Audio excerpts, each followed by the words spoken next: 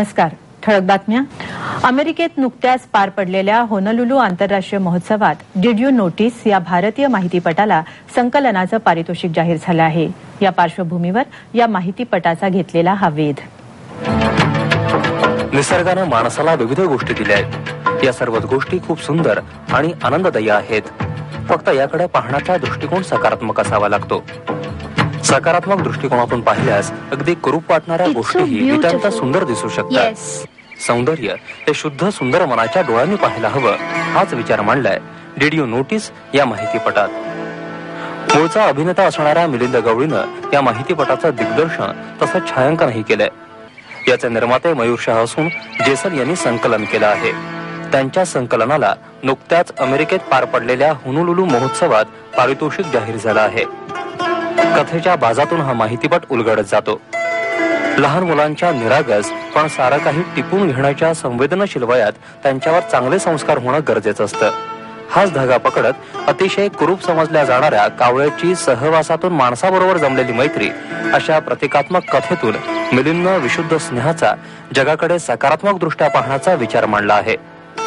आंतरराष्ट्रीय पातळीवरती भारताचा ठसा उमटवणाऱ्या या माहितीपटामुळे या क्षेत्राकडून सगळ्यांच्याच अपेक्षा खूप वाढल्या आहेत. अभिनेते दिग्दर्शक मिलिंद गवळी यांच्याकडून माहितीपटाविषयी आणि पुरस्काराविषयी अधिक जाणून घेऊया. नमस्कार गवळी साहेब. आमच्या या 9:30च्या बातमीपत्रात आपलं मनपूर्वक स्वागत. आणि सर्वप्रथम आपल्या या माहितीपटाला जो पुरस्कार मिळालाय त्याबद्दल आपलं मनपूर्वक अभिनंदन. थँक्यू. तर हा जो माहितीपट डिड यू नोटीस हा या होनोलुलू चित्रपट महोत्सवामध्ये जो प्रदर्शित झाला आणि त्याला पुरस्कार मिळाला, तर या माहितीपटाची संकल्पना आपल्याला कशी सुचली? ती एक गमतीशीर गोष्ट आहे. म्हणजे रोज सकाळी माझे वडील चहा प्यायला किंवा पेपर वाचायला बसले की एक कावळा येऊन बसायचा आणि त्यांना त्या कावळ्याला ते काहीतरी खायला द्यायचं आणि तो तिथे बसून खाऊन तिथे बसायचा. तर मला कधी कधी वाटायचं की काय कावळा येतो आणि पण हे रोज बरेच वर्ष असं चाललं. नंतर मी जेव्हा व्यवस्थित ऑब्झर्व केलं तो कावळा आणि त्यांच्यात एक वेगळं नातं मला जाणवायला लागलं. आणि मी नीट बघितल्यानंतर तो कावळा असा मला कुरूप वगैरे असं वाटायचं नाही. एक छानसा मित्र आहे किंवा ते पेपर वाचतात आणि तोही इंटरेस्टिंगली काहीतरी बातम्या शोधतोय वगैरे असं तिकडनं ते सुरुवात झालं. आणि मी त्यांच्या नकळत मी ते शूटिंग करायला सुरुवात केली. मी लपून ठेवायचो कॅमेरा आणि ते त्या दोघांना शूट करायचो आणि मग मी दाखवायचो.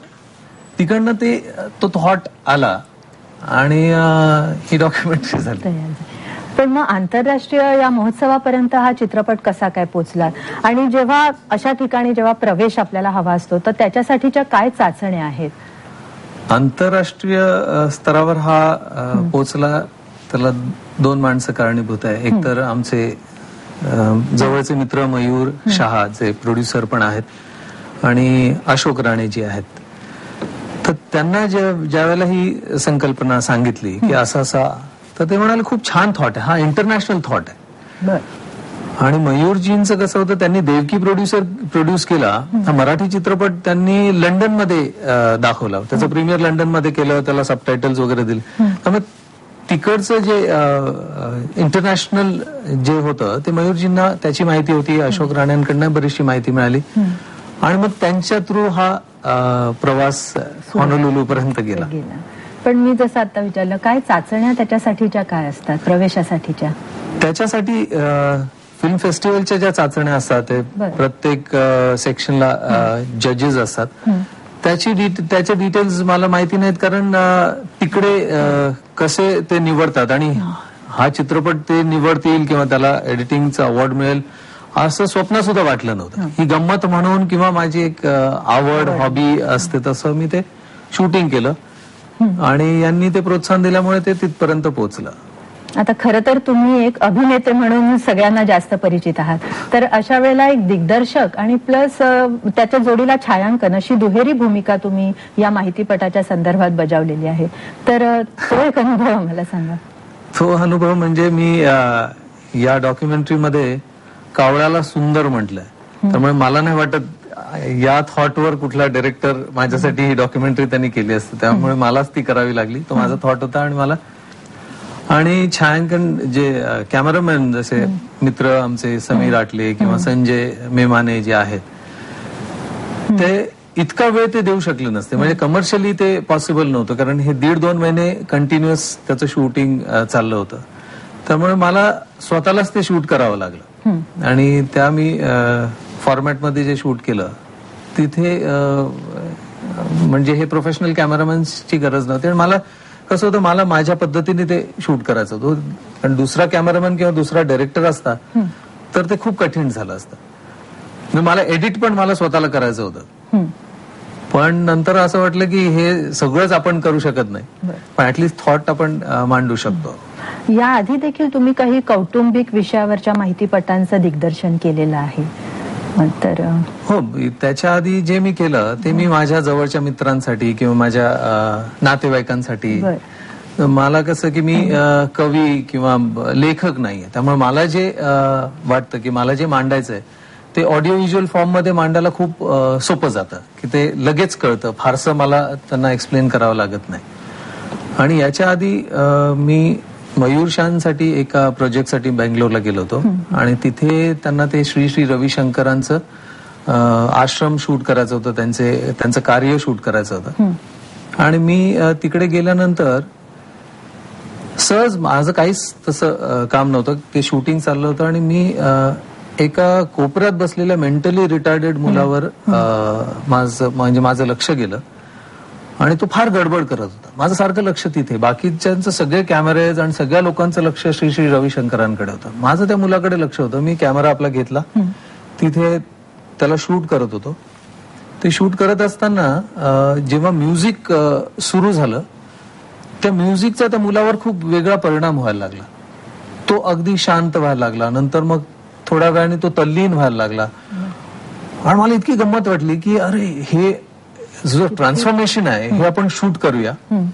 आणि मी मयूरजींना, तिकडचे काही टीचर्स आहेत त्यांना दाखवल्यानंतर म्हणाला, अरे खूप छान हे आहे, तर आपण ते श्री रविशंकरांना दाखवूया. म्हटलं ठीक आहे, मी मुंबईला जाऊन एडिट करून मग नाही, आमचा स्टुडिओ आहे. मी तिकडे एडिट करून त्यांना तिथे दाखवल्यानंतर तिथे मला अप्रिसिएशन मिळालं. तिथे त्यांनी माझं कौतुक केलं आणि नंतर मला कळलं की त्यांचं डिस्कशन झालं आणि एका फॉरेनच्या हॉस्पिटलचं कोलॅबोरेशन करून ते मेंटली रिटार्डेड मुलांसाठी तिकडे काहीतरी हॉस्पिटल करत होते. म्हटलं एक छोटासा थॉट माझा ते एवढं काहीतरी करू शकतं. मला तिकडे थोडासा उत्साह किंवा म्हणतात प्रोत्साहन मिळालं. तिकडनं ती सुरुवात झाली. आणि आता तर प्रोत्साहनाला हे खूप चांगलं तुम्हाला कारण मिळालंय. या जो माहितीपटाला एवढा आंतरराष्ट्रीय स्तरावरचा हा पुरस्कार मिळालेला आहे, त्यामुळे तुमच्याकडून देखील अपेक्षा खूप वाढलेल्या आहेत. तर काय पुढच्या काय योजना आहेत, संकल्प आहेत, काय नवीन करायचं ठरवलंय? आता मला असं वाटतं ते अवॉर्ड मिळाल्यानंतर उलट माझं खूप नुकसान झालं. लोकांचं अगदी लक्ष आहे की आता काय करेन.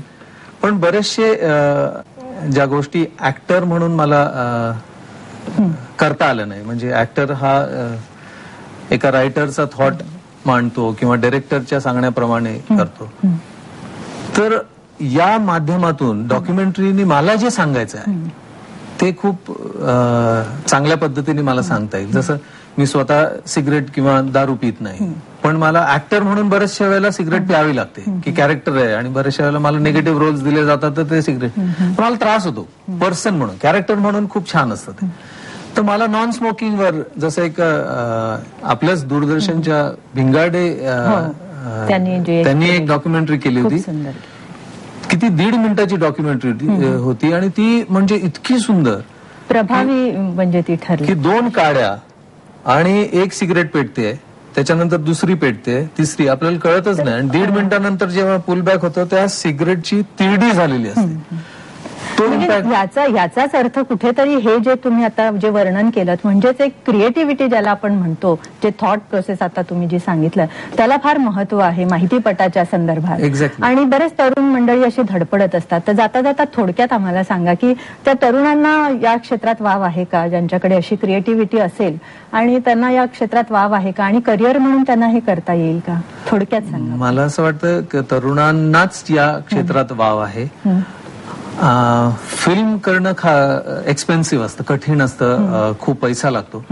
पण डॉक्युमेंटरी करणं मला नाही वाटत एक्सपेन्सिव्ह. कुठल्याही फॉर्मॅटमध्ये आता तर इंटरनॅशनली ते कुठलाही फॉर्मॅट घेतात. म्हणजे तुम्ही VHS दिली किंवा हाय-8 दिली किंवा बीटा दिली, कुठल्याही फॉर्मॅटमध्ये ते एक्सेप्ट करतात. तर थॉट मांडायला मला असं वाटत नाही की एकूणच एक वर्ल्ड ग्लोबल विलेज होत आहे. तर आपले जे कल्चर आहे ते तिकडे मांडण्यासाठी हा फॉर्मॅट खूप छान आहे असं मला वाटतं. मिलिंदजी, पुन्हा एकदा आपलं अभिनंदन. आज आपण या ठिकाणी आलात त्याबद्दल धन्यवाद. थँक्यू.